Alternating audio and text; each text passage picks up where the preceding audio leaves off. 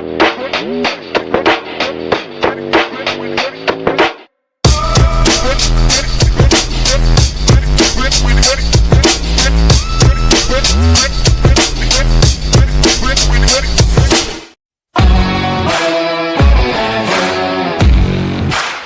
tuned into SEC Sunday Night, part of the Chief Sports Network.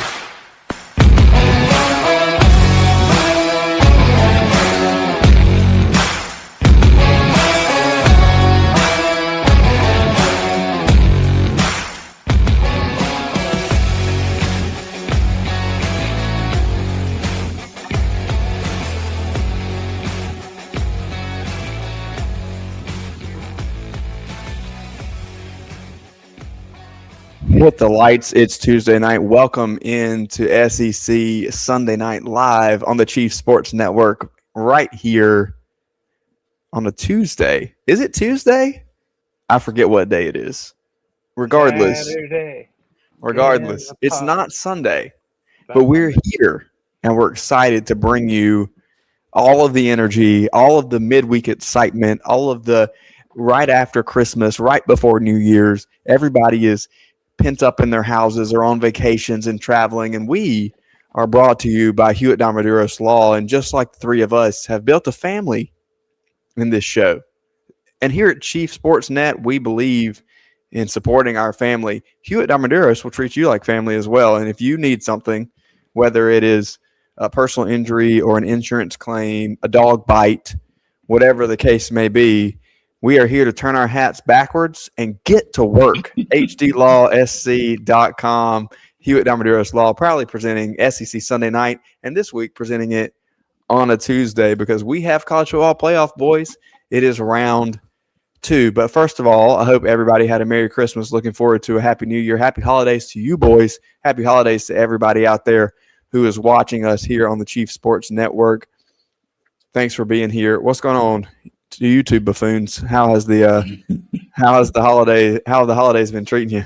Who's got it better than us, buddy? Look at this. Michigan Wolverines, Kyle Whittingham approved tumbler from my nephew, who is a freshman at Michigan. So good. Oh, don't you worry. We're getting to that. Tumbler. I got a blank tumbler that was a gift it was in the closet when I came to my wife's uncle's house. Is that technically a gift if it's blank? Details, Gregory. Details. All right. Fair enough. You know, Gregory is a very underrated nickname. It's one of my favorites, but we don't get to use it enough. So I appreciate you, Casey, for bringing up Gregory. Do I need to turn this around so I'll actually stick out because it looks like I don't even have on a hat. The night sky at Sanford Stadium is eating the top of my hat. Are you a Dogs fan now? No, it's just as we look into the second round, I have to tip my cap to somebody. And I've already done that with the Aggies, and they were out. And so I'm going to see if I can go LSU not to upset Joy.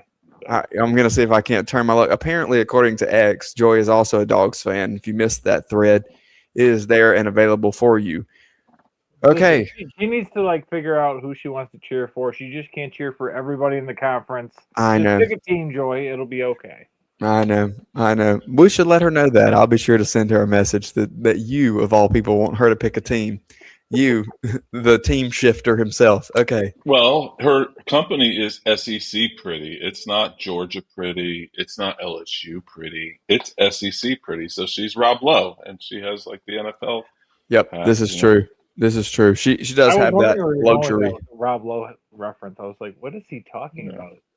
I like that. I like this hat backwards thing. Can we talk drinks for just a moment before we get going? Because I have two. I have the zero sugar purple Gatorade, and like you gentlemen, I have a J&J Rail Service, not sponsored. Sorry, we're not picking that up with the virtual background for my New England coffee, which is a cinnamon hazelnut brew tonight. Pinky's up for the cinnamon hazelnut. Yep. I have ice cold water. Lame. That's not what you're actually drinking. Arnold Palmer iced tea by Arizona, also not a sponsor, and Wild Cherry Cola. I'm not, but also not a sponsor. Not a sponsor. Wild cherry Pepsi is the greatest. Anyway, okay, let's get into Well, it. hang on. So if you're at Taco Bell, because we're going off the rails, because that's what we're doing, because it was a Tuesday night. Are we going wild cherry Pepsi, Yes. root beer, or Dr Pepper? No, the G2 gets me at Taco Bell for some reason, and I don't like G2, but G2 out of the thing, Out of the delicious, fountain? Most delicious. people say Baja Blast at Taco Bell, though, right? Isn't that supposed to be Yeah, the move? Isn't that yeah. I've supposed to be never the had it. thing? Listen, I've I am had it. over I've had 40. it, but it I am does not Baja. captivate me. I'm not Baja blasting. I'm over Yeah, 40. let's stick with I'm, water. I'm Miss- Baja Blasting, but it's not the drink. It's your post bean burrito soft taco meal. Okay, let's Sorry. let's dive into some boards. That was a beautiful way to start.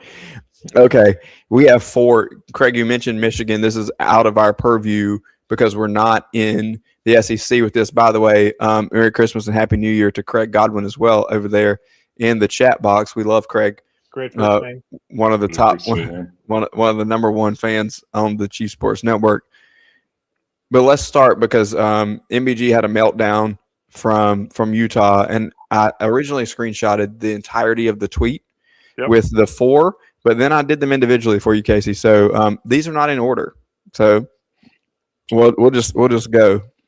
So from the Utah Ute Zone, Ute Boy said, "This is like watching your dad divorce your mom after 30 years and start dating a younger woman. Like, good for you, Dad, but also WTF, man." That was one of my favorites that MBG tweeted out from That the was, Ute. it was very funny.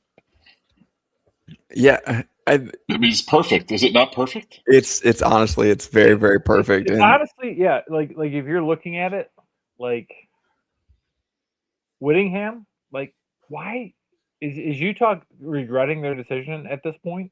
Now that Michigan has them, I Did he made the no, decision though, didn't he? Or is there talk that he was forced out? I feel like he was like. So, from what I've read, because I've read a bunch on this. I've read nothing, so Oh, we're good. even. So there you go. There was talk that 2023 he was like, okay, I'm going to be ready to be done. 2024 they are sub 500, and he's like, no, not going out like this. I want one more year. And they go 10-2 this year. And the AD's like, oh, well, you said you were done, so maybe move on. And Whittingham, I think, probably has whatever that F word is in the WTF, probably has that feeling for him because he goes, okay, cool, I'll be done, but I'm hitting the transfer portal. And Yeah, he besides, did say he wasn't done coaching, right? yeah, he did say that. So it's going to be interesting because I feel like this is a Brian Kelly, not to bring up LSU again, but this is like a Brian Kelly LSU Notre Dame sort of deal. and I'm not rushing you, Craig. Continue. This one was I just feel very rushed now. this one was appropriate, so I'm putting I'm it in ready the to background. read. You know, why don't Continue. you read and I will continue? Because No. Seriously, continue. Just as you're talking, this fits. So very Brian Kelly, Notre Dame. Go ahead. Yeah. So just like they were comparing, and we saw Notre Dame ascend to the national championship last year, we're going to look and see, well, what does Utah and Michigan do? Utah has not won a Big 12 championship. Michigan is coming off of a Big 10 championship, coming off a national championship, and they're going to expect Kirk Signetti 2.0. So I think this is what is going to be interesting to start to see the compare and contrast, and it's going to put the new Utah coach, I cannot remember his name. I did not cover the Big 12. That's Andrew McCleary's job. But it's going to put him, I think, under a lot of pressure to basically, jump in and have, at least 10 or 11 wins next year. Yep. It's a good shout out to Andrew. Appreciate And that. let me take a moment here as well for our friend Ryan, who just joined the channel. First of all, welcome, Ryan. We would like to say thanks for coming in. Second of all, at this point in the year, we're talking about the entirety of the nation, and you'll see here we have this Utah board up on the screen. We're going to talk about some non-SEC playoff games here coming up because it's college football playoff time. And also, Casey is with us every week because we have an amazing friendship and partnership with the Message Board Genius podcast. So that would be why our good friend is here. As you can see, the MBG Pod shirt there that he is wearing. He is the esteemed producer of said show. And so he's here with us every week to read the boards. Casey, go ahead and No, I didn't think you were hating, Ryan. Don't worry about it. I was just clarifying because a lot of Casey people have that Casey thought question. you were hating. He gets very A sensitive. lot of people have that question when they see the orange. I'm not always a fan of it either. I try But not to wear it on this show, but tonight I could not find my other hat, and I did don't bring worry. two. What So is I Don't your worry, other hat? Ryan. Is it your South Carolina hat or your Yankee hat? All my right, Tampa go. Bay, Tampa Bay. All right, here we Anyway, go. Here we go. Homed says it's crazy that it takes you 20 plus years to build all of this, and you're willing to burn it all for a short stint at Michigan. What are you Yeah, and talking about, bro? I think you just highlighted this though, Craig. Right? Like, Brian Kelly. yeah, and I think that there's something to be said for a 20-year tenure and building something that's worth remembering. But as much as a dumpster fire as it is, I think Kyle Whittingham has kind of made his mark on college football, and he's made his mark at Utah, and so we still can't undervalue what's going on with Michigan. Well, Historically, you know what I mean? Like, it's a dumpster fire now, but it's still Michigan. You know what I mean? It's still Michigan. You've got the Oracle guy with all his money. And I think this is going to be the interesting part for me is Whittingham has, I think his biggest skill and his biggest asset is his ability to basically adapt and evolve. I mean, Utah went from the Mountain West to the American Conference, back to the Mountain West to the Pac-12, and has shown an ability to win. I think he's only I remember doing an article when I was ranking the coaches a few years ago. He's only had 3 losing seasons. So he's shown that ability to adapt and evolve. I think my biggest question for him, how does he use the portal and how can he leverage NIL? Because you're going against Oregon now, you're going against Ohio State. I'm not going to throw Penn State in there yet. I know you're the Penn State insider when you were on with Emily Taylor for her wonderful podcast. But you're going to be expected to compete for that Big Ten championship. You're going to be expected to, Beat leverage Ohio the State. portal. Yeah, beat Ohio State, and I think that's my biggest question. I've said probably too much about Whittingham. What are your thoughts, as far as where he's at, and what's going on?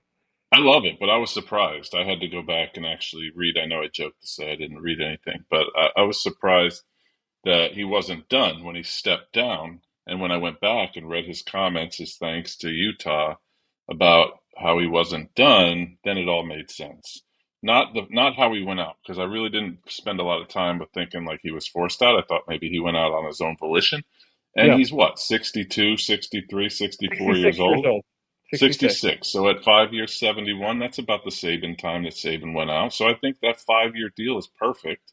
And I honestly think he is the right guy for Michigan to kind of get them back to level. You know, it's kind of like that hangover on New Year's Day that you have, and you just need something to just get you back to level. And I think that's what it feels like to me. It feels like Michigan's got this raging hangover, and Whittingham is that special sauce. It's that 3 bean burritos and a Baja Blast from Taco Bell that kind of just brings you back to normal. Just What a clears callback!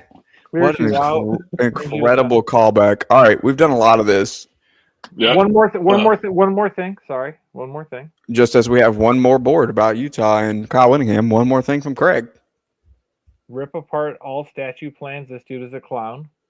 Well, this could be actually on the MGO Blue page, because you know who Kyle Whittingham's best friend is? Bear Bryant. Urban Meyer. So what I really love about the hire, and I don't know if it's Ward Manuel, I think his days are numbered in Ann Arbor. I think there's going to be a totally new administration. Kyle Whittingham represents a departure from the Michigan man and Bo Schembechler and all of the past. And the fact that he has a friendship with Urban Meyer is a lot of things, but he's a hell of a football coach. But Whittingham was the guy who took over for Urban when he left Utah. I think is one of the most interesting parts. You see it already. He's bringing in at least 8 or 9 staff members. He's only going to keep about 2 or 3 guys from the current staff. Kyle Whittingham is the breath of fresh air. Does it work? I don't know. but it is a necessary step that Michigan needs to take. They had success. They won a Big Ten championship. They won a national championship, but it was always constantly clouded with an asterisk. So, like, to me, this is the right move, even if we don't necessarily see the wins or the championships following through. Okay. Massive news in college football this week, in case you missed it. Michigan is hiring Kyle Whittingham, former coach at Utah, but that's enough time spent outside of the league. I agree. Let's get wild here in the SEC. All right, MBG says Auburn should have just kept Hugh Freeze. They were so close. War damn Eagle. So our guy from Auburn undercover, Bodegetta, 1995 says should have kept Freeze. Believe it or not, I think we actually were close. What do you think, boys? Were they close with Finally somebody who agrees with me that we need to give coaches more time to develop programs. However, somebody who gets it, right, Rob? He gets it.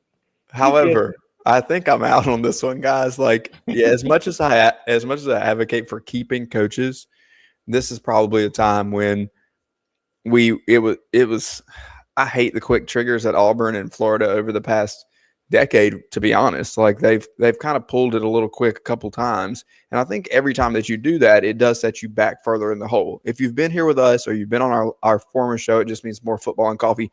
You've heard this rant from me before, but things were kind of a little touch and go on the Plains. And so I think it was time. However, the fact that the entirety of the roster is in the transfer portal is probably the reason for this. But again, I'm going to use the Whittingham example here. And why don't you read this one, Casey, and I will give my Whittingham example. All right. Attention, Auburn fans, MBG says. Join us at Toomer's Corner tonight at 7 to honor Cam Coleman. Tomorrow night, 7 p.m. at Toomer's Corner, a vigil in honor of Cam. Hopefully enough of us show up and show him how much he really means to us. We're fighting for you, Cam. Don't leave us, sweet prince. That's from our friend Corey 4AU with a nice Bob Ross profile picture. Nice little Waffle House here in the background for Bob Ross. Happy trees. That's 7 Central, by the way, for you scoring at home. It's not, Auburn is in the Central. I showed up at 8. That was my problem. That was your problem. Cam Coleman's in the portal. Singletary's in the portal. About 23 guys. Everybody's in the portal, my friend. Everybody's in the portal. But I think this is another Whittingham situation. Hugh Freeze, from what we've read, created a toxic situation. That's a very hard word to say. And there was no accountability. These guys could kind of come and go or do whatever they wanted. So to me, if Golsh is going to be successful, let them go, figure out who he wants to bring them back in. Because here's what Golsh was promised. He was promised $25 million in NIL spending. So yes, the sky is falling, Chicken Little. Cam Coleman is in the portal. But with that $25 million, he is going to be able to bring in a quarterback that he wants. Deuce Knight is in the portal. Deuce Knight looks like he is going to Ole Miss. He was their 5-star this year. He did a couple of things. This is coaching changes in 2025, 2026. Everybody's going to hit the portal. Michigan is going to probably see an influx of kids hit the portal. I wouldn't be surprised to see Bryce Underwood hit the portal, maybe to stay, but it's just part of what's going to happen. Yeah. And to see Auburn and AU.com or whatever the AL.com, whatever the site was saying, like, Golsh has lost this team, calm down. It's going to be okay. Give him a second to rebuild this. He'll tell us within a year or two whether or not we're on the right track or not. Speaking of Ole Miss and Deuce Knight. Ole Miss. MBG says blessed. Our friend Soil Rev 97 says it is so nice to not have to put up with the BS. I am sick of opening social media the last few days to see the narcissistic ho desperately seeking attention with his grocery store kilt. Oh my God. I'm not even drinking tonight. Desperately seeking attention with his grocery store skit like he is auditioning for the Kardashians. But it is such a good feeling to know Pete is in the Manning Center, pencil in hand, dip in, Folgers Coffee, on the other hand, focused on Georgia. So what say you, boys? Is Lane just kind of a First of hoe? all, what an image. Pete Golding, pencil in hand, lip packed to the fullest. Folgers No coffee. pouch there. There's no pouch there, is there? He's probably No pouches. spitting. He's spitting it across the room. He doesn't even have a dip bottle, a spit bottle in hand. He's hitting a spittoon across the room because that's how manly he is. We're just throwing it back. What an image of the grinder that Pete Golding has become against the other image of this Lane Kiffin reality housewife. They've really spun it down there, boys. I'm just telling you, it has become quite the thing. Did you see now Governor Landry and Kiffin now are talking about going to the Sugar Bowl on Thursday? And it's like, and It really is like a reality show at this point. And you know what? Honestly, it's kind of entertaining. It's not. It's boring. I'm sorry. It's not college football. And then all of the people who were like railing against Lane for leaving the Texas Bowl early when LSU played Houston. Shut up. Who cares? That's not this team. Most of those guys are going to be in the portal because he's kicking them out because he has $30 million in NIL. But, like, it's just the drama. And this is where, I'm sorry, Heidi Toddy Strohs. I love you. But, like, this is where I hope Georgia ends the Ole Miss narrative and the Ole Miss story. We're going to get to that. We will. But I think what it does is it takes some of the oxygen away from Lane Kiffin.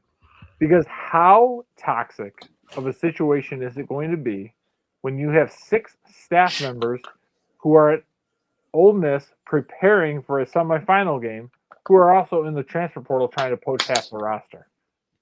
Please stop. So let's move on. Ole Miss, thank you for a wonderful story. We had a great time in Oxford. You know, good night. Speaking of moving on, here's one that's really going to fire me up, and we'll cue this up, Casey, if you will. I'm going to give you one last board. I want you to end the discussion on this board by giving us a little tease, and we'll hit break number 1. All right, from the SEC rant, MBG says the addition of the Texas schools was the beginning of the end for the SEC. Our friend Safety Blitz says, let's face it, the SEC sucks. We had our time. Now we are falling behind. Allowing in the Texas schools was the beginning of the end. So, boys, is the SEC cooked? Yeah, that is the question. And we're going to get to it in just a moment after our first break. It is 9:23 p.m. Eastern time. And this is SEC Sunday Night on the Chief Sports Network. We'll be right back to answer the question, is the SEC cooked? At TriFit Physical Therapy and Performance, we believe true health and peak performance start with personalized care. Whether you're an athlete recovering from injury or just chasing your next personal best, we're here to guide your journey. With expert coaching, hands-on therapy, and transparent cash-based pricing, you get the care you need without the insurance red tape. One client drove 100 miles just to see us and said it was worth every mile.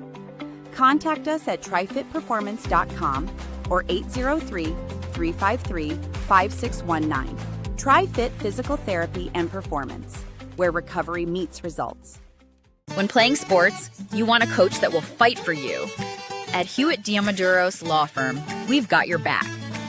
Whether it's personal injury, insurance disputes, negligence, or wrongful death, our team delivers exceptional legal services that makes meaningful difference in the lives of the individuals and families we work for. Visit hdlawsc.com. hdlawsc.com. Hewitt Diamaduros, we're on your team.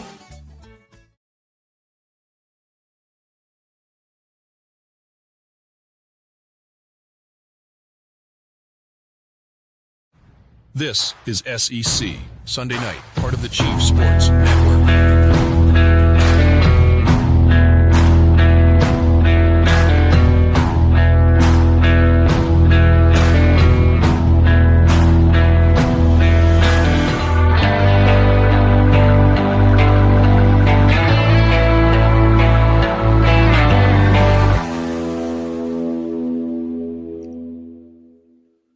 Welcome back to SEC Sunday Night Live on the Chief Sports Network. Coming right back in from break as Craig licks his lips after taking a sip of something that was definitely not ice cold water. And as we prepare to answer the question that Casey left us with, is the SEC cooked? I'm going to let one of you two fools take this first because I have a very poignant answer and I feel like it'll be different from what both of you have to say. So whoever would like to wax eloquently on that first, I think that would be our resident ACC guy over there that's not repping for the best league. The best league. Let the ACC guy respond. Well, I just want to say this question came from a tweet that I put out earlier in the week about how the SEC has been losing bowl games. And, of course, I was not attacked, but I was attacked because I want to be dramatic by an SEC fan saying that it happens all over the country. But I don't see it all over the country. I see it from SEC teams. I think they were the start of the narrative of when they lose games, they don't want to be there. But when they beat Florida State by 60 points, then it just serves them right. So I came up with the question of, the narrative is around national college football that the SEC is the biggest, the baddest, the best. And that might be so. But why is it? It just means more unless they lose bowl games when they have opt-outs. So that's where my question came from. I have no true opinion on it. I just like to rage bait at times. Casey, I know you're not one to do like preseason polls and math and I love them and things. Love them. But let me do a little math problem for you. How many SEC teams made the college football playoff? 5. 35. Oh. 5. So what you're saying is we looked at it because I saw that tweet the other night and I'm like, Virginia, who was the ACC runner-up, had to play like the 12th place team, Missouri. How is that even fair? So sure, Missouri couldn't, complete a forward pass. See what you're doing. But it's, we're trying to compare. It's like, oh, cool, your second place team beat our 12th place team. Great. Let's have a celebration. And then tonight, Burt Bielema beats an SEC team for the second year in a row. Well, do you see what a problem Tennessee has? They had to fire the defensive coordinator. They couldn't stop the run. They let up 150 yards in the second half. So don't give me this, oh, it only matters if it doesn't. Listen, you are playing our bottom cellar dwelling team. Right. So, let's just wait until New Year's Day when we go to Nolans and we have 2 SEC teams. Because guess what? The College Football Playoff Committee was so afraid of having too many SEC teams in the semifinals that they had to make sure that they were playing each other. So, be thankful that Ole Miss and Georgia are playing against each other. And then we have to go out to Pasadena in California, where our beloved Alabama has to play the Cinderella boy that is Fernando Mendoza and Indiana, and they are a 6.5-point dog. Are you serious? So, Casey, go ahead and talk about your meaningless bowl games, your fodder, your background TV, because when we get back here on Sunday night, we will have Georgia and we will have Alabama in the semifinals. And I cannot wait for those 2 teams to meet each other in the national championship and then just shut up all of these people who are talking about the SEC and their bad bowl record. Stop. So that elicits the question, but you wax poetic there. I mean, quite honestly, I had the Battle Hymn of the Republic in my left ear while you were doing that. So if let's say hypothetically, because the SEC doesn't do hypotheticals, let's say that is the case, because I actually am on record as saying that Georgia goes to the national championship game. I don't think it's Alabama on the other side, but I think they actually win it. But does that mean the entire conference is great because the top 2 teams? Absolutely, it doesn't matter because in the words of one, that's what I was hoping you would say. If you're not first, you're last. Okay. Can I excuse me, gentlemen. Can I chime in here? I think that we're asking the wrong question, and here's what I would say about bowl games. While I understand that we jest and that Casey is most definitely rage baiting when he asked this question, is the SEC cooked? I think the reality of it is that bowl games used to be a solid metric of the depth and the strength of your conference before Leonard Fournette and company started the landslide that is opt-outs. And Leonard Fournette go to school? Completely, yeah, LSU, and completely changed Thanks, George. McCaffrey started it, but yeah, go ahead. completely changed the makeup of what bowl season looks like. Now these games are not indications of who this team was in the middle of the season, and so it is not right for us to make those judgments about any team. Here's where bowl season matters, though, Craig, and I will refuse to call them meaningless bowl games. I have a question when you're done. That's fine. Bowl games are incredibly meaningful to the individual program and to the fan base that pulls for that program.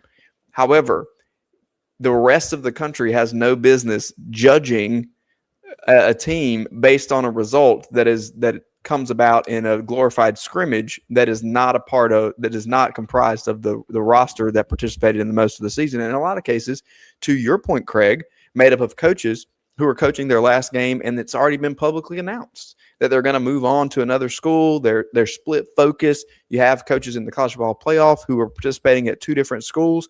So is it a developmental time for programs to develop younger guys for the next year? Programs who are maybe perpetually 8-4. We have some teams playing right now, and USC and TCU are kind of in that zone to develop some younger guys to try to take a step to get to double-digit wins or maybe challenge for the college football playoff in the following year. Absolutely, it's a developmental time. Is it an incredible team bonding experience where teams can travel together to do things that are enjoyable and fun and reward guys for having participated in the season? Yes, it is. Is it an opportunity for a fan base to go to a destination? In some cases, that destination is warm and sunny Florida. In some cases, it's Shreveport. You just don't know what you're going to get. Detroit. And that may or may not be a reward. But the point remains that there's an opportunity to spend time together as a fan base, as a team, and as a program. And so it matters to that program and that fan base. But outside of that, we have no business saying, oh, they suck, they lost their bowl game. They're playing with half the roster in a lot of cases. Or maybe the other team is playing with half a – you don't know what is being comprised. You make a great point, though. That if we want to judge strengths of conferences, we need to look at the 12 that are in the college football playoff, because those are the ones who are still playing at full steam, and those are the ones who earned a shot at a national championship. And that's how we measure the depth of conferences. That is the new – yeah, thanks, Casey. That is the new way for us to do that, because these bowl games have shifted to a different purpose. Notre Dame would like a word, Rob. They can have one. Can I ask a question to the Pop-Tart You can ask Bowl? a question. I went over, and now we're off schedule, and we need to get to picking games. No, we got to pick games. Ask your dumb question. Listen, why don't you tag the Pop-Tart Bowl in this question? Why the hell is your quarter zip $135? Now, granted, it is a nice quarter zip. You could wear that to the office. You could wear that to the golf course.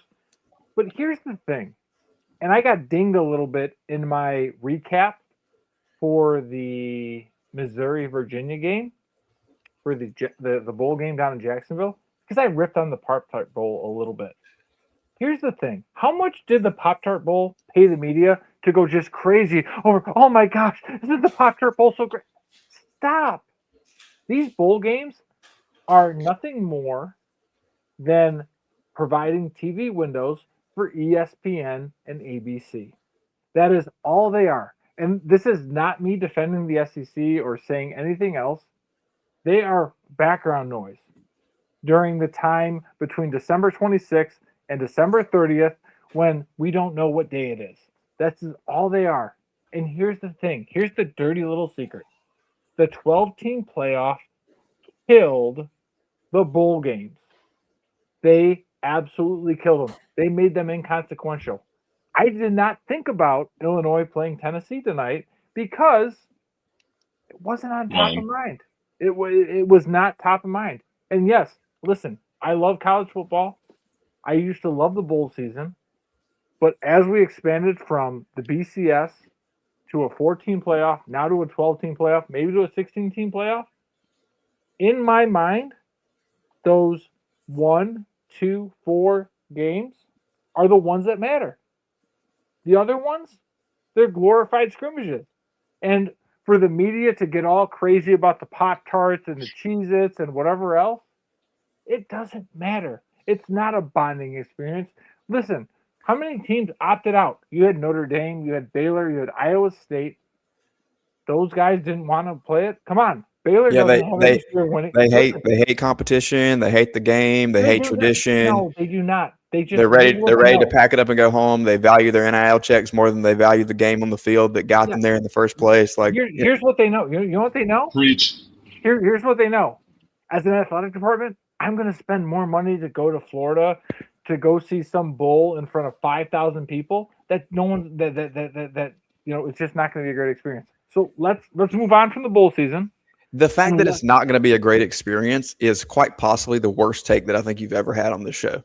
Not going to be a great experience. Go to a bowl in Florida and it's not going to be a great experience. I've been to 2 bowls in Florida in the past three years. Yeah. The past 3 years. Did you go this year? And we lost both. I had a great experience both times. Lost both games. Listen, I get it.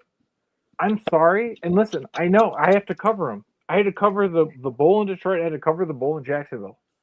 Neither one were enjoyable to watch. Neither one were enjoyable to cover. But if it's your team, this is what I'm saying. You don't enjoy it because you don't care about those teams because your quote unquote your team that is hanging on the wall behind you is in the college football playoff. But if you are a lifelong born and bred or an alum of a school who went 7-5 and you get to go to Jacksonville, Florida State when Georgia beat them 63-7 or whatever, and I decided to go to a wedding and then I covered the game afterward. It doesn't matter unless it's the college football playoff. That is the deal. Listen, and I know we're going to agree to disagree. Yeah, absolutely. This is ridiculous. Because I was in that boat probably when the opt-out started, and I even said it on Emily's show before the Pinstripe Bowl. My team got worked, but I enjoyed that whole week of the lead up and seeing kids that you don't necessarily see playing in the regular season show out. And even you have your seniors who didn't play well who at the end, but it's nice to see them play one last time. Like I like the novelty of it now. And it is, you do. If you're an alum or a longtime fan, yeah, of course, who wants to go to the Bronx, right? But they got to see the kids in the Cancer Center. They got to go to the 9/11 Memorial. They had a whole week in New York City of having a blast and doing things that are worthwhile and bonding as a team. You're a Jersey, bit of a glimpse of the future. So you're a Jersey guy, but for those fans who are actually South Carolinians, it's an excuse to go to New York for the week too. If you're a Clemson fan, and that's not a bad deal. And there were a lot of them.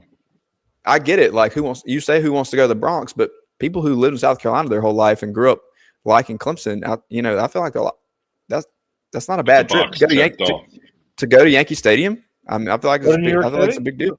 I understand that what I'm saying is not popular, and that I'm going to be honest. At least you know. No, you're in the minority. I think I get it, and listen, and it has nothing to do with the team that I cheer for or the team that I cover. I have noticed a difference, and I noticed this when we went to the 14 playoff. Remember when we used to have the semifinal games on New Year's Eve? It lessened the experience of New Year's Day. I don't know what it was, but for me personally, it lessened that experience, and it made me think, well, the bowl season's over because now we're thinking about crowning a championship. And I get, and I'm okay being wrong. I'm okay being in the minority. I'm not trying to be a jerk. I'm just trying to give the other side here. You've never woken up outside on the street by Raymond James Stadium for the Outback Bowl then, and it shows, Craig. It does. That is true because that's a good one every time. South Carolina, Iowa. I woke up. I got dropped off in the clothes I had from the night before. In an Uber, and decided to just sleep on the ground real quick just to kind of catch up, and then I went to catch up. See, and maybe here's the problem. I was in a box that day too. Woo! I have like the Motor City Bowl, right? I've got the Pizza Bowl. I remember my wife and I go to the Motor City Bowl. You don't have Florida. You don't have Florida. No, it's different. It is different. It is different, but like, here's the other part: the damn Raymond James is the real ReliaQuest Bowl. Give me the bloomin' onion and give me the That's shrimp true. and give Now me we can salami. agree. Now we can Yeah, agree. 100%. Okay, let's move on to By the the way, games that Pop-Tart, Craig's. I will take a extra large in the blue quarter zip, and I No, will you definitely change my tune. You don't deserve it you for those completely shit takes. on them. Yeah, That's not you happening. absolutely cannot. You cannot. I can be You changed. cannot have it. You cannot have it. Okay. Fair enough. Now to the games that Craig thinks matter more than everything else, or I should say the games that are the only ones that matter. I think that all of these games matter, but you get what I'm saying. Let's start on Friday night. We have Ohio State and Miami, or not Friday night. See, this is what when you say It matters so when much. you say You don't even know what day. when you say you don't know what day it is. This is exactly what we're talking about. Let's start with Wednesday night. Ohio State and Miami in the Cotton Bowl. What? This is the biggest spread, obviously. What is the spread? 9.5. 9.5. Which I think. Here's something that Mike Morgan said here on the Chief Sports Network on JC and Morgan, or sometime last week. He saw Miami earlier in the year. He called the game between Miami and Florida State, and he called several. He also called 2 Texas games this year, and has been adamant, Craig, to your liking, that nobody would have wanted to see Texas in this playoff, and that their talent is immense, and they really got it together at the end of the year. But he said a couple of times this year as well that Miami's talent in person really stands out, and that at that midway point, he called Miami the best team in the country. The comment about this game specifically that I believe is true is that this specific game may have more NFL draft picks than any of the other games that we see over the New Year's Eve, New Year's Day matchups, because there's that much just talent between Miami and Ohio State. I think that the question that we all are here to watch and to attempt to answer and then to watch unfold before us is, can Mario Cristobal get that talent to perform at the top level? If he does, Miami can very well win this football game. That's just a very, very big if, because we haven't seen that very much this year. And we didn't even see it in round 1 when they played against Texas A&M. So the question is deservedly asked, can Miami put it all together in the Cotton Bowl against Ohio State? Ohio State didn't look great in their last game against Indiana. Was that an Indiana thing?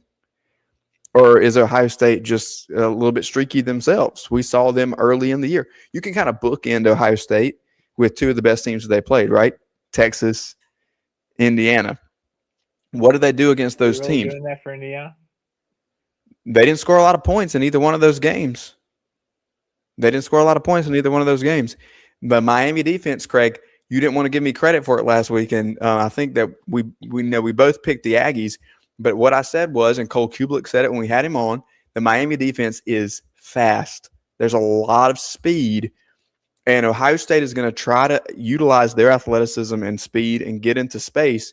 Is Miami fast enough to slow them down? Can this get into one of those low-scoring games? Because if it is a low-scoring game, I think that that kind of favors Miami. What do you guys think in terms of this matchup? Again, it's a 9.5-point spread. It's the biggest spread that we've got out of these 4 games. So we're really arguing here, not necessarily who's going to win, because if we're hard pressed to pick one, and I'm going to make us do that in a minute, this is the easiest one to pick the favorite. But what's the path for Miami? Carson Beck doesn't have to Taco Bell himself, and I mean that's the key. Covered Carson Beck for 2 years at Georgia. Looking at Carson's Beck career, he has problems on the road and against top teams. And to me, like, okay, we can say last time he played, it was windy in Texas, in College Station. It affected Marcel Reed. It affected Carson Beck. Beck, I think, is going to be problematic. I think the game for who? Miami or Ohio State? for Miami, because I think the secret sauce and the killer for the Buckeyes has been Matt Patricia being the defensive coordinator. Yeah, no doubt. I don't think that they've given up more than 17 points all year. They've made many of offense look pedestrian. So to me, like as much as Cristobal may screw them over, I think Beck is going to be the bigger liability. And here's the other part about like the greatness of the Miami defense. I can't get out SMU and Louisville in my head. They have looked very pedestrian at times. Yes, they have looked very good. They look fast. And I'm sure they'll have plenty of guys who look great in Indianapolis at the combine and will get drafted very high. But as a collective, I don't think it's going to work for them. Mr. ACC, what say you? 5 names that you should remember: Markel Bell, Matthew McCoy, James Brockermeyer, Inez Cooper, Francis Mauagoa. That's the key to the entire game. That's the Miami offensive line. If they can protect, they are going to score. You heard it here first, but I don't know if they're going to score more than 20, 21. Is that enough for Akeem Mesidor and Ruben Bain Jr.? And I think it's so cliche, but it's going to be up front on both sides. It's going to be that defensive front for Miami if they can get to what's his name, the quarterback for Julian Sayin. Julian Sayin. Yeah, I don't know. I don't do research. If they can put pressure on him, and somebody's got to lock down that receiver that they have too on the outside. Well, that's pretty doggone good. Actually, they're all good, aren't they? Yeah, I think it's going to come down to the lines. I really do. I think if Miami can get pressure on Sayin, and if they can protect Beck, they have a chance. I would say my friend Eric McLean from the ACC Network says bang that 9.5 all day, plus 9.5. Says it's disrespectful. And if we had to bet, he didn't say Miami would win, but he thinks they're going to keep it close. So the last thing that I would say before I force us to pick this one is Craig has had some good things to say about Shannon Dawson over the course of the season. And there was a point in time where we thought he was going to be all three of us thought he would be the next guy in Gainesville. It took him a while to figure out that he just needed to give the ball to Mark Fletcher in College Station. And I just wonder if they can't figure things out a little more quickly at the Cotton Bowl. And if the Canes can do that, again, if this is a slugfest, can they figure out the formula sooner than the third or fourth quarter? And if they can you put up exactly, that's my point. If they can figure it out in the second quarter, I think that we may have a little more of a competitive atmosphere. Anybody brave enough to pick Miami in this one before we move on to the next game? Am I getting the points? Well, yeah, I mean, you want to even Craig, with the points. I'm not taking. Craig is against picking against the spread, so we're just going to pick it straight up. No, I will pick against the spread. Ohio State will win by at least 10. That's the thing. If Ohio State goes up by 17 or 21 early, like this isn't Oklahoma, Alabama, it's over. I see this one getting. Yep. To me, like this one's going to get crooked, and the questions about Cristobal are going to continue, and they're going to be really loud. All right, let's go to the Orange Bowl now. I hate the fact that the Orange Bowl has a. All I said was let's go to the Orange Bowl, and Craig already has hate for us. I am going to the Orange Bowl. That's nice. Tickets are cheap, by the way, like $50. $40, $40. To the Orange Bowl, where we have Oregon and Texas Tech. And that's why isn't this one in Austin? I'm just going to ask the question right now before we get started. Do these games like Miami, Ohio State, and Columbus, Texas Tech, Oregon, and Lubbock, what are we doing? Like, I get the bowls matter, as you two both have said. Yeah, shut up. This is all money, boss. This one's all money. I hate that answer, but it's 100% true in this case. This one's all money. You are completely correct. You're actually making the same argument that Casey and I made about the other bowl games, is that college football matters, that fan bases matter, that tradition matters. And that's why in this case, they should be on college campuses. They should, of course. And that's why it should be on. This is so stupid. This is why we talk about the bye week. I don't think that the bye week is an advantage. You just skipped your home game. You let your team get cold. Stop it. And now we're in a bowl game. But let's talk about Oregon and Texas Tech here for just a moment, because this one, This one is not getting talked about. This is the one that's going to, if I had to predict right now views, this will have the least views of all 4 games. Dumb. This should have the most views because I think this is going to be this is going to be one of the most interesting games. Very well could be one of the most interesting games. I completely agree. And I will kick off this segment with a SCO Ducks because I think Oregon pulls this off. I think that they're hot. I think this could be a buzzsaw type of thing. We asked the question multiple times. I've asked it. Craig's asked it.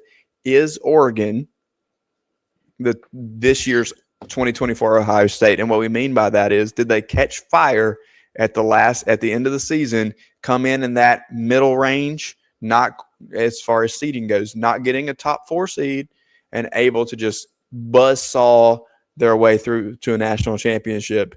We saw what they did to James Madison. Not really shocking. Now they get an opportunity against Texas Tech.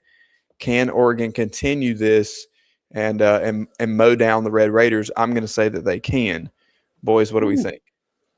God, I just so before we got on, I read a Joey McGuire piece by Max Olson in ESPN talking about like 2.5 point favorites, by the way. I know.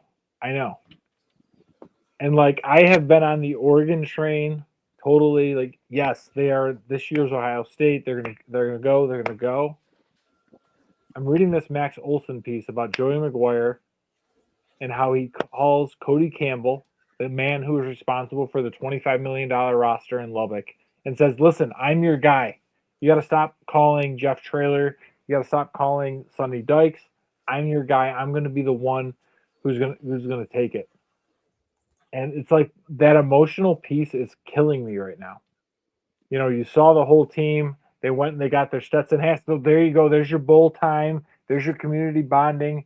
Everybody went to American Hat Company, got their black cowboy hats ready for Coral Gables. This game should be in the Cotton Bowl if it's not in Lubbock, but you know Ohio State decided not to do that.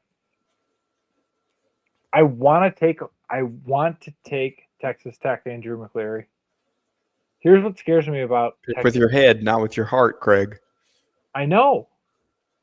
I'm worried about Texas Tech's offense because just like my hook 'em horns, Texas Tech can't score in the red zone. And it scares the hell out of me because Oregon has those big play receivers. They've got a couple of running backs that are very good. I'm not sure who I'm picking yet. Casey, please just take over for Do me. you even Cameron Dickey, bro? Are we talking Dickies again? Yeah, my 2 Dickey's weeks. out this weekend. I love it. 2 weeks in a row. In a row. Jacob Rodriguez and the Mustang gang. I mean, I am all on board with Texas Tech, but because I'm deathly afraid of Emily Taylor, I say SCO Ducks. You know what? Did he just cop out? I think he just picked both teams. Just to spite you two, Emily, I love you. Oh my gosh. What brings me joy is the fact that these two teams are playing together. What would bring me more joy is that this game would be in Lubbock, Texas.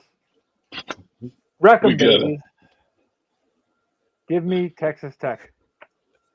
Although All my right. friend Who's from the Message Board Geniuses podcast said that Oregon, he's on record as saying Oregon's a year away.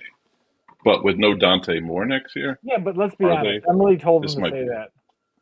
I mean, Dante outside Moore was counsel. absolutely – I don't care that it was James Madison. Dante Moore was absolutely surgical in that offense game. scares me so much. They're getting healthy. Oregon's getting healthy too. There are throws that he's making in that game that it doesn't matter who's playing defense. It doesn't matter if he's playing an NFL defense. The way that he's placing the ball into the fingertips of his receivers in tight windows, deep down the field, dropping it into a bucket, you can't defend it.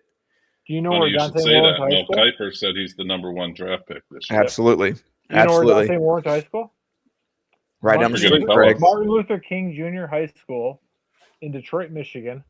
Fun fact for you kiddies, 2010, Craig used to live in Garden Court Apartments. For you old folks, the Martin TV show from the 90s, that was the Garden Court Apartments. Could see Martin Luther King from my apartment. So that was my local community public school. God, I'm still not picking Oregon, but I want to pick Oregon.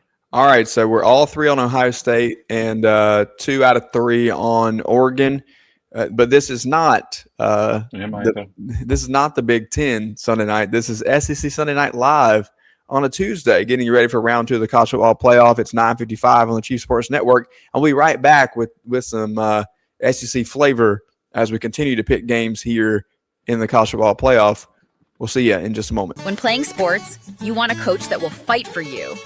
At Hewitt Diamaduros Law Firm, we've got your back. Whether it's personal injury, insurance disputes, negligence, or wrongful death, our team delivers exceptional legal services that makes meaningful difference in the lives of the individuals and families we work for. Visit hdlawsc.com. hdlawsc.com. Hewitt Diamaduros, we're on your team. Oh, man. The building is on fire. Emergencies and accidents happen. When you're in the middle of a fire or water event, all you want is for things to return to normal as soon as possible. Resto Pros of the Midlands is with you, guiding you through the process and working with you to get your home or office back in working order. They'll answer your questions, discuss procedures, and can act as your advocate when it comes to processing your insurance claim. Resto Pros Midlands SC.com. Open 24/7 when you need them. Quality that is guaranteed. At TriFit Physical Therapy and Performance, we believe true health and peak performance start with personalized care. Whether you're an athlete, recovering from injury, or just chasing your next personal best, we're here to guide your journey. With expert coaching, hands-on therapy, and transparent cash-based pricing, you get the care you need without the insurance red tape. One client drove 100 miles just to see us and said it was worth every mile. Contact us at trifitperformance.com or 803-353-5619. TriFit Physical Therapy and Performance, where recovery meets results. Yo, what's up? Baby, let's go!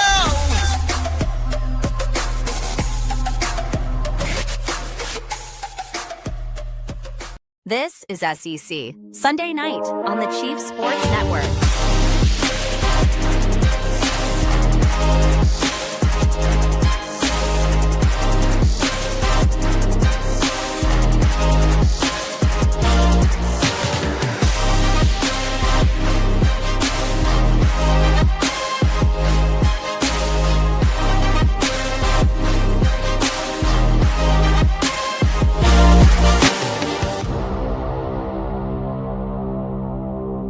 Welcome back to SEC Sunday Night Live on the Chief Sports Network. I'm Rob Williams, joined as always by my co-host Craig McMichael and our good friend Casey Cregan of the Message Board Genius podcast as we break down round 2 of the college football playoff.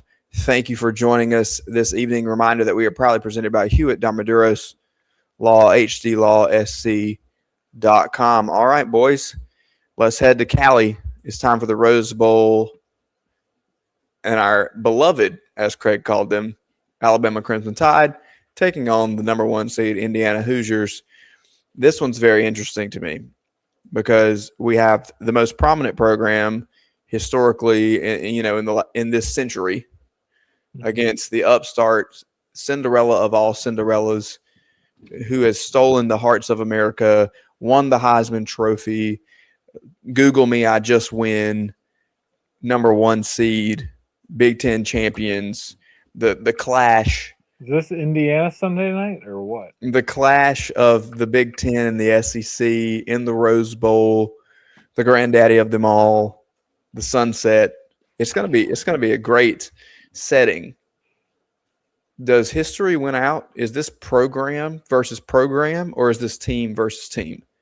Because we have opportunities, obviously, for teams to make a run in a 1-year scenario, but programs survive the test of time. So is this Alabama versus Indiana overall, or is this limited to what's on the field in 2025? Sometimes the confidence of been there, done that wins out, and that looms large, I think, in this matchup. What do we think as two teams sporting the same colors once again for Alabama face off in the Rose Bowl? What was the score last year when Indiana went to Notre Dame, 24-7. Yeah, it wasn't great. Wasn't Not great, Bob. And that's This one, they are 7-point favorites as it currently stands. yeah, 7-point favorites. I get it. 6.5, 7 points, where depending where you get your numbers.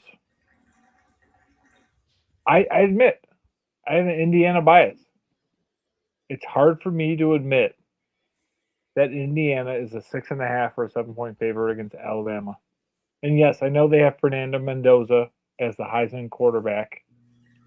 But here's what I also know. He has been average against very good defenses. You look at what he's done against Iowa, look at what he's done against Ohio State, and you look at what he's done against Penn State. I believe the touchdown to interception is almost 1-to-1. And to me, if you're Alabama, I'm going to give you some advice. You have better athletes. Indiana has James Madison transfers. You have 5 stars, and you have better players. Just out-athlete them. You don't need to run the ball. You don't need to prove that you're the bigger, badder team. Just get the ball to your athletes and beat Indiana. Doesn't matter if you beat them by 3. It doesn't matter if you beat them by 10. Just go and take care of business. So we have a little bit of recency bias too with Alabama. They looked good after going down 17-0 to Oklahoma. But before that, they did not look good for the past 2 games. Another cliche that I'm going to use is, what Alabama team are we going to see? But to Craig's point, that defense has been solid for the most part. Obviously 17 points right off the clip against Oklahoma. But after that, really kind of shut it down, that whole mediocre offense. But if Mendoza and crew don't get it going, I mean, heck, E.J. Williams, Clemson transfer, is like their wide receiver 3 or something on this team. So like Craig said too, James Madison transfers, Clemson cast-offs, and they're winning. Smoke and mirrors maybe. I don't get it. I'm going Indiana, but I don't know why. All right, so we're split. Craig, are you picking Alabama? Is that where we're standing on that? Yes, I am going outright. Alabama's going to win the game. I remember 2 years ago I was covering this game against Michigan. I had the story already written, and then J.J. McCarthy completes a 4th and whatever pass to totally change the game to do that. I'm sorry. And again, so Ignetti, you can tell me I'm wrong. Alabama has the better athletes. If I'm Kalen DeBoer, get the ball to your better athletes and beat Indiana like you should. So here's my question, I guess. And Casey mentioned cliches, and I think we're going to come in with another one here. To me, it's which quarterback are we going to trust more? Is it Fernando Mendoza or is it Ty Simpson? And ironically, Mendoza won the Heisman Trophy, but I lean towards trusting Ty Simpson based on the defenses that he's seen. Craig, I love that when you made your point about Mendoza that you included Penn State, because that was a tight matchup. And despite Penn State's record, if we look at sheer talent, although James Franklin wasn't able to get them to put it together this year, there was still tons of talent on the field for that Penn State team. And I hate the fact that we discredit wins and losses a little bit on this Penn State team because of what their overall record was at the end of the year. But very SEC argument from you, Rob. They're a team that could put it together any week, though, is my point. And that they could be, as they were predicted at the beginning of the year, a top 5 team in the country at any given time. And so you're still going up against that type of athlete, that type of team. And so that resembles a little bit of what you're going to get here when you're Ohio State, your Oregons, your Penn States, as you said, right? So I'm interested to see how he looks, Mendoza that is, against this Alabama defense. On the other hand, Ty Simpson has been really solid through most of the year, and then to Casey's point, hit a little bit of a skid towards the end of the season and turned the ball over a little bit. We saw those turnovers being the key contributing factor to this Alabama team not being able to get it done. We know they don't have a running game. Everybody in the country knows they don't have a running game. Jam Miller's going to be able to do something here or there. They got enough of a push and enough of a running game against Oklahoma to free Ty Simpson up a little bit. But to Craig's point, most of the time it's just Ty Simpson throwing it up to his athletes.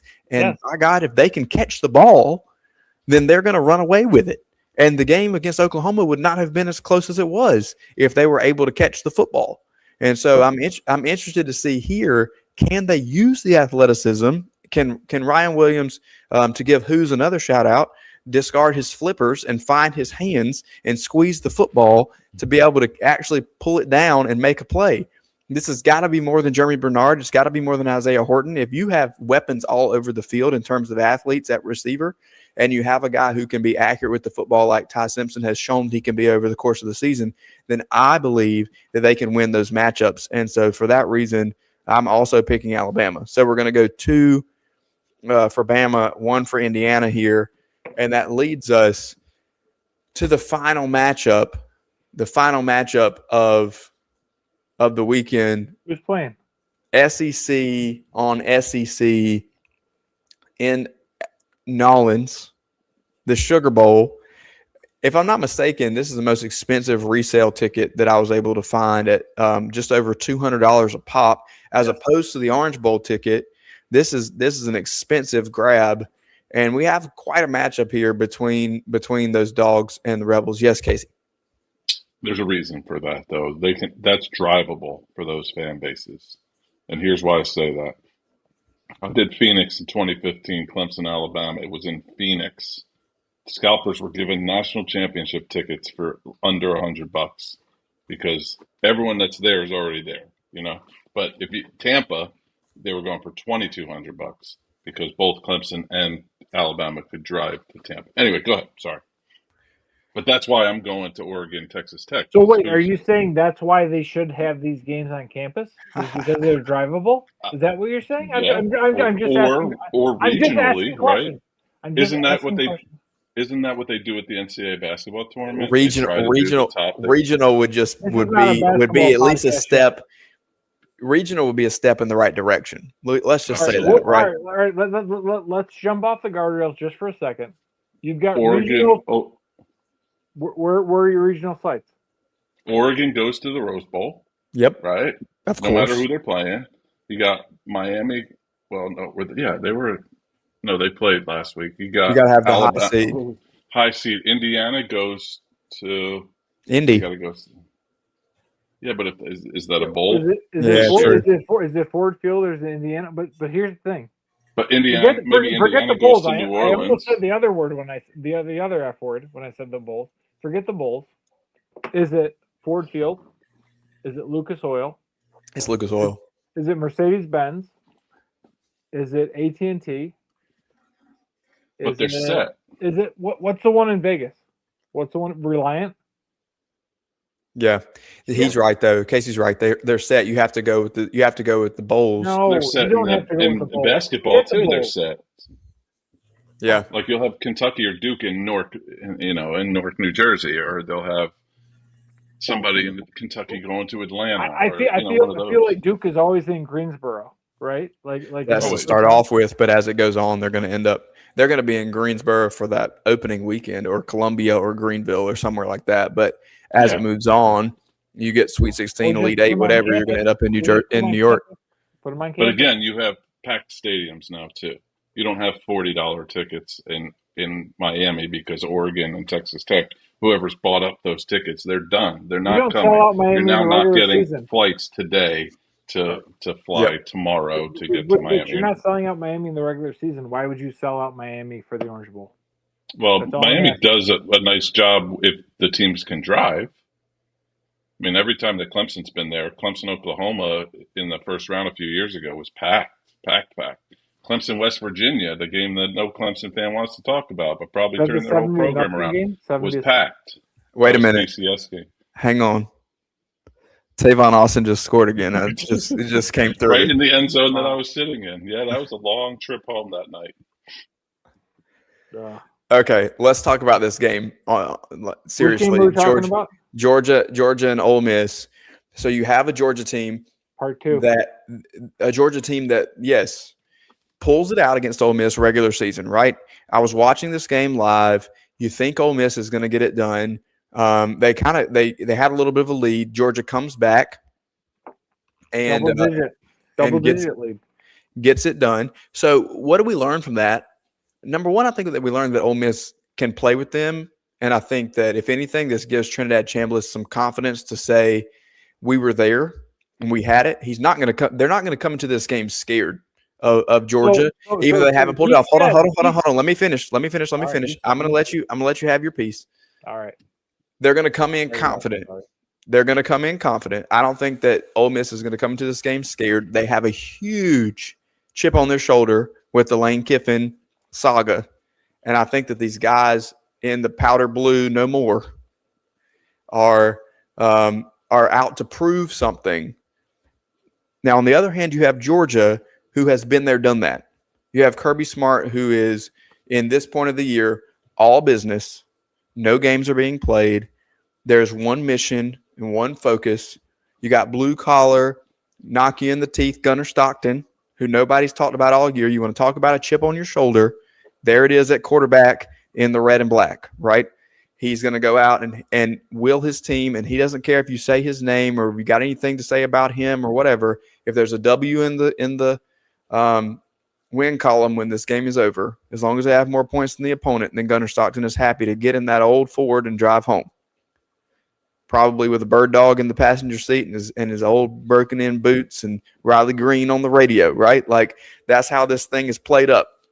Luke Bryan, probably. Sorry. I don't even know who Riley Green is, but yes. Yeah. But here's the thing, and the fact that you don't know who Riley Green is, and Craig just said Luke Bryan makes my skin crawl, and I promise you, it's Riley Green over Luke Bryan. Somebody get Gunnar Stockton on the phone. My goodness.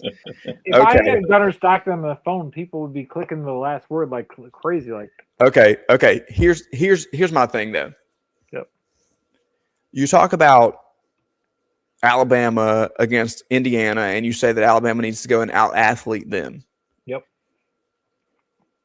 Georgia has been the most consistent out of probably any team in this college football playoff. And for that reason, both of you have already announced that you're picking them to at least appear in the national championship game, if not win it.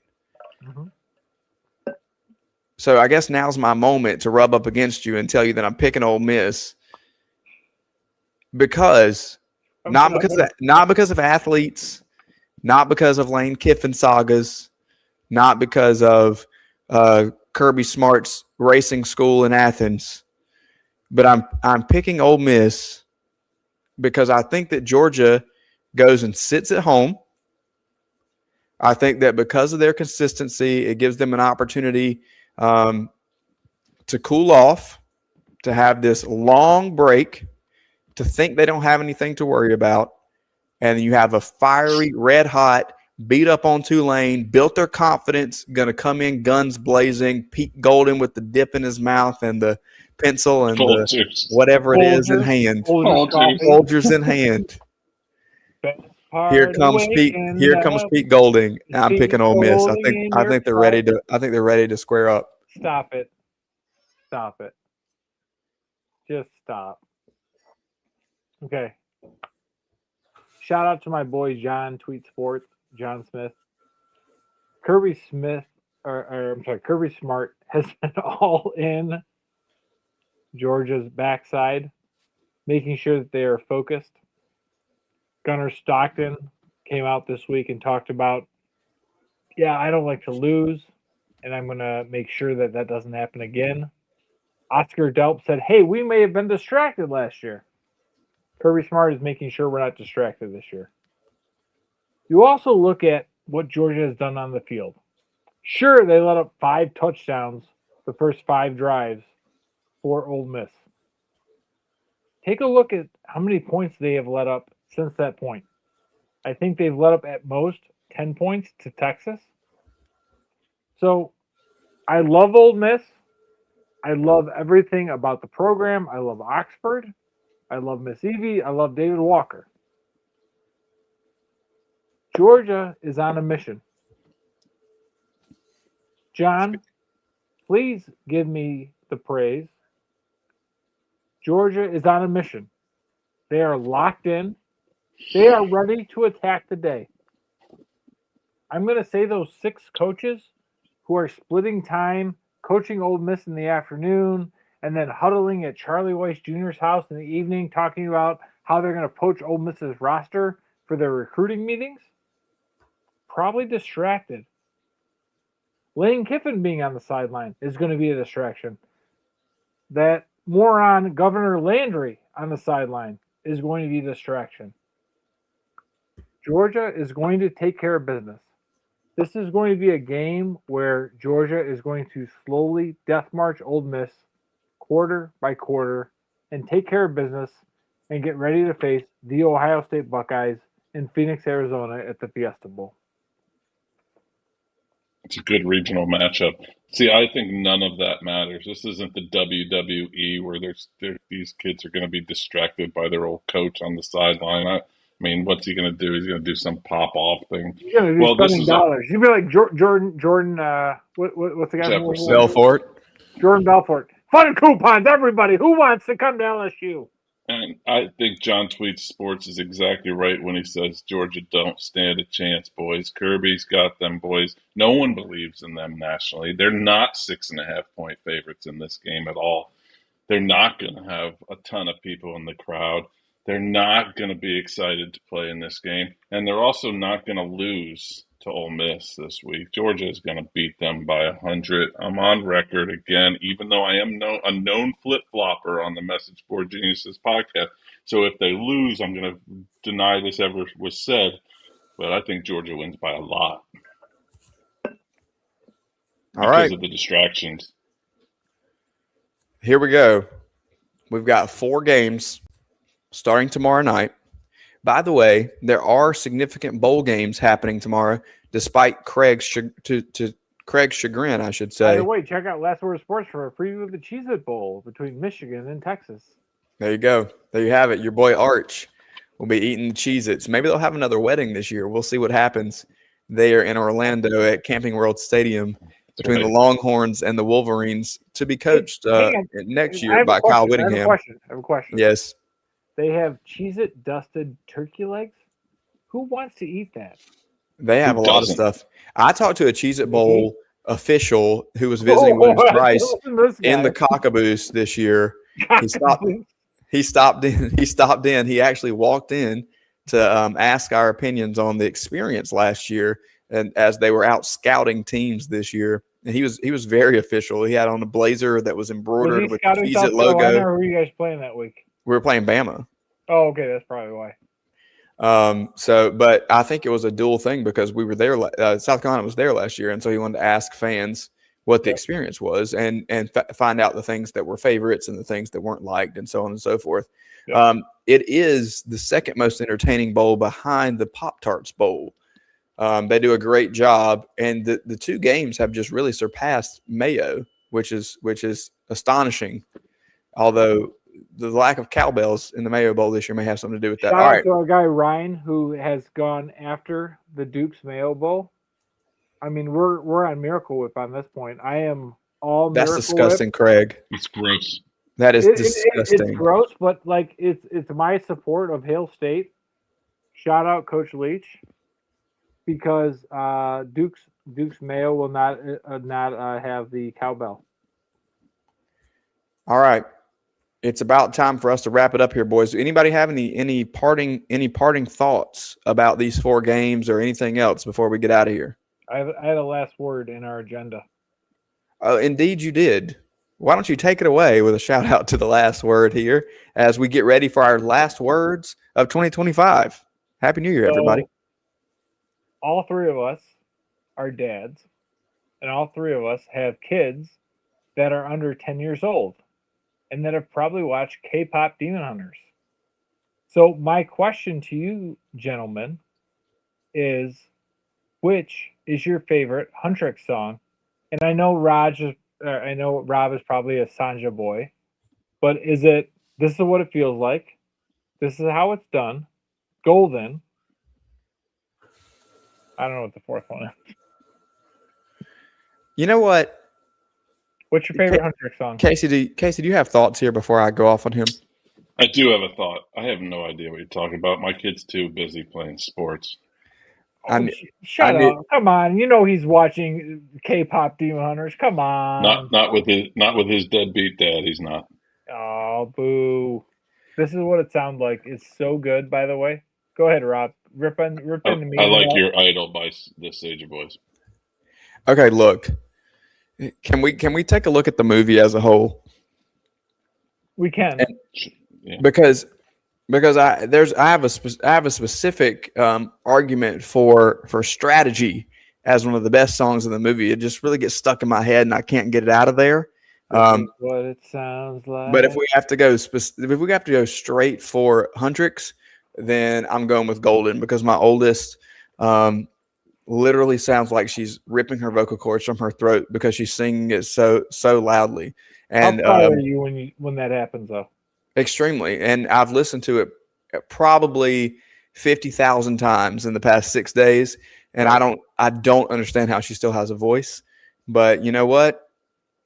God bless those 4-year-old vocal cords is all I got to say because they I say? They can let it rip. Let it go. Let it go. Same vibes. Hey, so like you don't like this is what it sounds like? I like It's fine. Free is my favorite one. Which one? Free.